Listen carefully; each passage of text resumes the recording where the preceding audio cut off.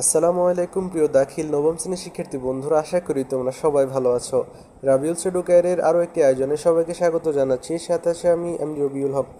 প্রিয় শিক্ষার্থী বন্ধুরা, আজকে আমি তোমাদের অর্ধবার্ষিক পরীক্ষা 2026-এর জন্য হাদিস শরীফ বিষয়ের একটি নমুনা প্রশ্ন নিয়ে আলোচনা করব। তো তার আগে বলে রাখি, নতুন নতুন এই ধরনের ভিডিও পেতে আমাদের চ্যানেল সাবস্ক্রাইব করে বেল আইকনটি বাজিয়ে দিও। আর যারা ইতিমধ্যে সাবস্ক্রাইব করেছো তোমাদের অসংখ্য ধন্যবাদ। তো চলে আসি আমাদের মূল আলোচনায়। প্রিয় শিক্ষার্থী বন্ধুরা, আজকে আমি তোমাদের যে প্রশ্নটি নিয়ে আলোচনা করব, তো সেখানে প্রত্যেকটি নৈর্ভিত্তিক প্রশ্নের উত্তর দিয়ে দিচ্ছি। তো প্রিয় শিক্ষার্থী বন্ধুরা, 1 নম্বরে রয়েছে আল হাদিসের আলোচ্য বিষয় কি। তো এখানে রয়েছে কতে রয়েছে পুরাণ কিচ্ছা কাহিনী, খতে রয়েছে রাজা বাদশাহদের ঘটনাবলী, গতে রয়েছে নবীগণের সম্পর্কিত ঘটনাপঞ্জি এবং রয়েছে ঘতে রাসূল হিসেবে মোহাম্মদ সাল্লাহ সাল্লামের সত্তা। তো এখানে উত্তর হচ্ছে গিয়ে ঘ, অর্থাৎ রাসূল হিসেবে মোহাম্মদ সাল্লাহ সাল্লামের সত্তা। 2 নম্বরে রয়েছে কোনটি আল আহাদ এর অন্তর্ভুক্ত নয়। তো এখানে উত্তর হচ্ছে গিয়ে গ। এরপরে 3 নম্বরে রয়েছে ইসলামী শরীয়তের দ্বিতীয় মূল ভিত্তি কোনটি। এখানে রয়েছে কোরআন, হাদিস, ইজমা, কিয়াস। তো এখানে উত্তর হচ্ছে গিয়ে খ, অর্থাৎ হাদিস। প্রিয় শিক্ষার্থী বন্ধুরা, আমরা জানি ইসলামী শরীয়তের প্রথম মূল ভিত্তি হচ্ছে কোরআন, দ্বিতীয় নম্বরে হচ্ছে হাদিস, তৃতীয় নম্বরে হচ্ছে ইজমা এবং চতুর্থ নম্বরে হচ্ছে কি ঘ নম্বর, অর্থাৎ কিয়াস। তো এখানে কোরআন যে শরীয়তের ভিত্তি, এটি আল্লাহর প্রদত্ত। এরপর হাদিস হচ্ছে রাসূল সাল্লাল্লাহু আলাইহি সাল্লামের প্রদর্শিত। এরপর ইজমা হচ্ছে যুগের শ্রেষ্ঠ ওলামায়ে কেরামদের হচ্ছে ঐকমত। আর কিয়াস হচ্ছে নিজের বুদ্ধিবৃত্তিকে বোঝানো হয়ে থাকে। 4 নম্বরে রয়েছে মতন অনুসারে হাদিস কত প্রকার। এখানে রয়েছে 2 প্রকার, 3 প্রকার, 4 প্রকার, 5 প্রকার। তো এখানে উত্তর হচ্ছে গিয়ে 3 প্রকার। এরপরে 5 নম্বরে রয়েছে হযরত আবু হুরায়রা রাদিয়াল্লাহু আনহু কত বছর বয়সে ইন্তেকাল করেন। এখানে রয়েছে 78 বছর, 77 বছর, রয়েছে 76 বছর, 75 বছর। তো এখানে উত্তর হচ্ছে গিয়ে ক, অর্থাৎ 78 বছর। 6 নম্বরে রয়েছে হযরত আদম আলাইহিস সালাম কত হাত লম্বা ছিলেন। তো এখানে রয়েছে 40 হাত, রয়েছে 50 হাত, 60 হাত এবং রয়েছে 70 হাত। তো আমরা জানি হযরত আদম আলাইহিস সালাম 60 হাত লম্বা ছিলেন। তো এখানে উত্তর হচ্ছে গিয়ে গ। এরপরে 7 নম্বরে রয়েছে আসসালাম এর মাসদার হতে গঠিত আমরের সিগাহ কোনটি। তো এখানে উত্তর হচ্ছে গিয়ে ক, সালাম। এরপরে 8 নম্বরে রয়েছে সালাম শব্দটি কোন বাবের মাসদার। তো এখানে উত্তর হচ্ছে গিয়ে গ, বাবে মাফআল। এরপরে 9 নম্বরে রয়েছে কারো বাড়িতে প্রবেশের জন্য কতবার সালাম দেওয়ার পর অনুমতি না ফেলে ফিরে যেতে হবে। এখানে রয়েছে 1 বার, 2 বার, 3 বার, 4 বার। তো এখানে উত্তর হচ্ছে গিয়ে গ, অর্থাৎ 3 বার। 10 নম্বরে রয়েছে কাউকে ডেকে পাঠালে তার প্রবেশের জন্য অনুমতি গ্রহণ করতে হবে কিনা। তো প্রিয় শিক্ষার্থী বন্ধুরা, এখানে উত্তর হচ্ছে গিয়ে খ, অর্থাৎ অনুমতি গ্রহণ করতে হবে না। তো প্রিয় শিক্ষার্থী বন্ধুরা, 11 নম্বরে একটি শব্দ রয়েছে যার অর্থ হচ্ছে অনুমতি প্রার্থনা করা। এরপরে 12 নম্বর রয়েছে আহালুল সিফাত এর কত। তো এখানে হচ্ছে 40 জন, রয়েছে 50 জন, 60 জন, 70 জন। তো এখানে উত্তর হচ্ছে গিয়ে ঘ, অর্থাৎ 70 জন। 13 নম্বর রয়েছে আল মুসাফা অর্থ কি। এখানে হচ্ছে করমর্দন, অনুমতি নেওয়া, ঘাড় মিলানো, পরস্পর সাক্ষাৎ করা। তো এখানে উত্তর হচ্ছে গিয়ে করমর্দন বা মোলাকাত। তো প্রিয় শিক্ষার্থী, এরপর 14 নম্বরের উত্তর হচ্ছে গিয়ে গ, অর্থাৎ বুকে বুক মিলানো। এরপরে 15 নম্বরে রয়েছে সন্তানদের লালন পালনের ভার কার উপর। এখানে রয়েছে মাতার উপর, পিতার উপর, মাতা পিতার উপর, গৃহপরিচারক পরিচারিকাদের উপর। এখানে উত্তর হচ্ছে গিয়ে গ, অর্থাৎ মাতা পিতা উভয়ের উপর। 16 নম্বরে রয়েছে ইমাম নববী রহিমাহুল্লাহের মতে চুম্বনের হুকুম কি। এখানে হচ্ছে ওয়াজিব, সুন্নাত, মুস্তাহাব, মুবাহ। এখানে উত্তর হচ্ছে গিয়ে গ, অর্থাৎ মুস্তাহাব। 17 নম্বরে রয়েছে আল কিয়ামের মাদ্দাহ কি। এখানে উত্তর হচ্ছে গিয়ে গ, অর্থাৎ কফ আলিফ মিম। 18 নম্বর রয়েছে কোনো সম্মানী ব্যক্তির সম্মানার্থে দাঁড়ানোর হুকুম কি। তো এখানে হচ্ছে জায়েজ, মানদুব, মুস্তাহাব, সুন্নাত। তো এখানে উত্তর হচ্ছে গিয়ে ক, অর্থাৎ জায়েজ। 19 নম্বর রয়েছে আল আজম শব্দের এক বচন কি। তো এটার উত্তর হচ্ছে গিয়ে ক, আজম।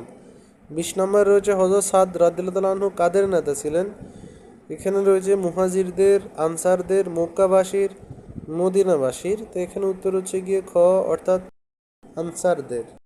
এরপরে প্রিয় শিক্ষার্থী বন্ধুরা আমরা চলে যাব 21 নম্বরে। এখানে 21 নম্বরে রয়েছে হাসিদাতা আলহামদুলিল্লাহ বললে শ্রবণকারের জবাবে কি বলবে? তো এটার উত্তর হচ্ছে গিয়ে ক, অর্থাৎ ইরহামুকুমুল্লাহ। 22 নম্বরে রয়েছে হাসির জবাব দেওয়ার হুকুম কি? এখানে রয়েছে ওয়াজিব, সুন্নাত, মুস্তাহাব, মুবাহ। তো এটার উত্তর হচ্ছে গিয়ে ক, অর্থাৎ ওয়াজিব। 23 নম্বরে রয়েছে আলহামদ শব্দটি কোন বাবের মাসদার? তো এটার উত্তর হচ্ছে গিয়ে ক, অর্থাৎ নাসর। 24 নম্বরে রয়েছে হাসিদাতা হাসি দিয়ে কি বলবে? তো এটার উত্তর হচ্ছে গিয়ে খ, অর্থাৎ আলহামদুলিল্লাহ। 25 নম্বরে রয়েছে জান্নাত কয়টি?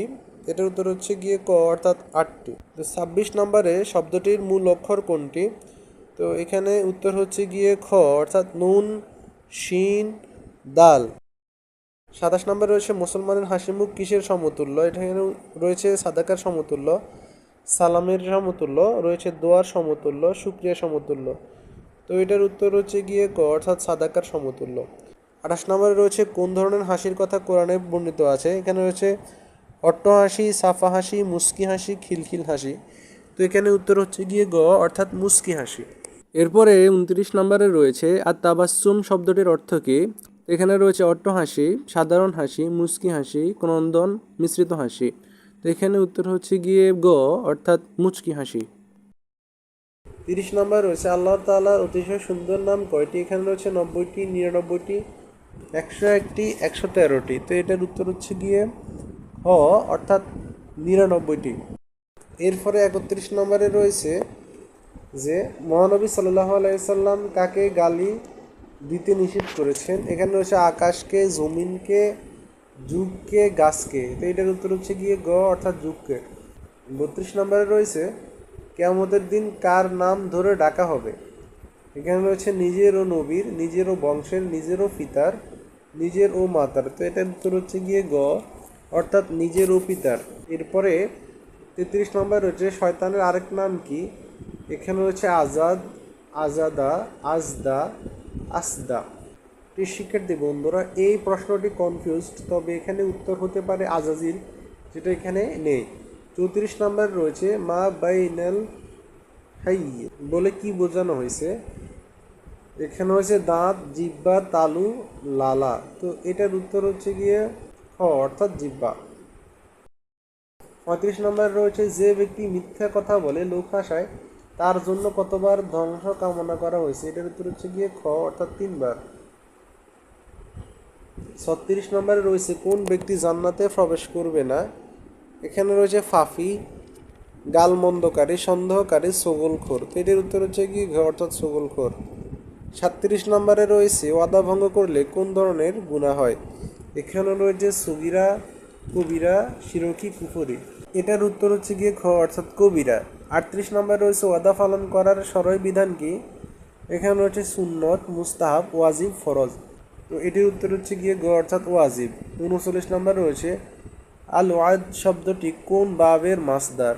তো এটির উত্তর হচ্ছে ক।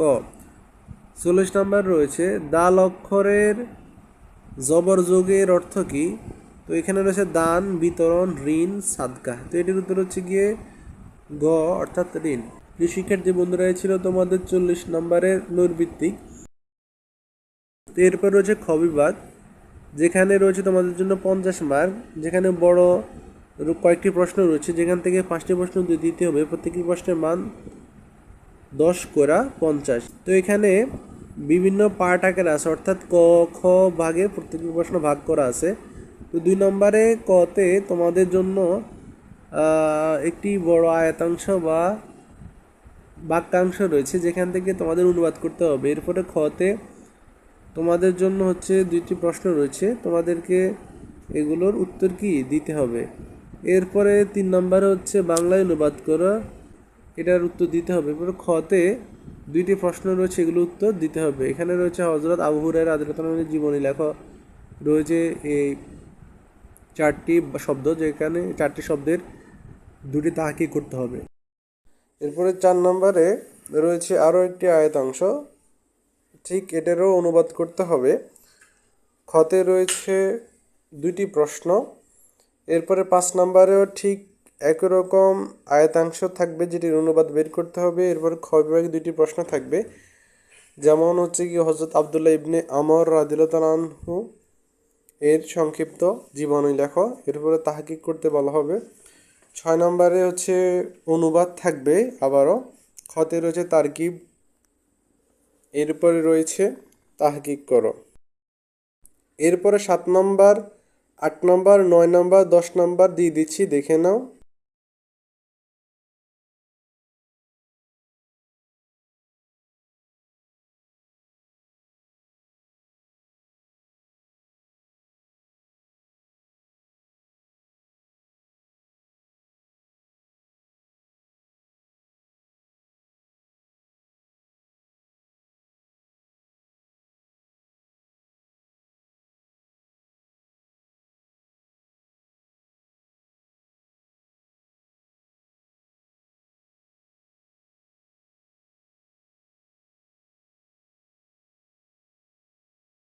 প্রিয় শিক্ষার্থী বন্ধুরা, সর্বশেষ গ বিভাগে তোমাদের জন্য 3টি প্রশ্ন থাকবে।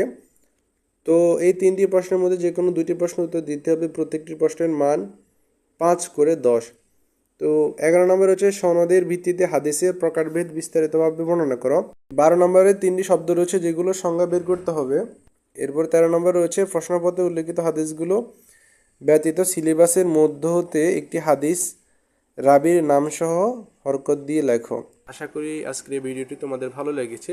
তো আগামী ভিডিওর আমন্ত্রণ জানিয়ে আজকের মতো এখানেই বিদায় নিচ্ছি। সবাই ভালো থাকো, সুস্থ থাকো। আল্লাহ হাফেজ, সালামু আলাইকুম।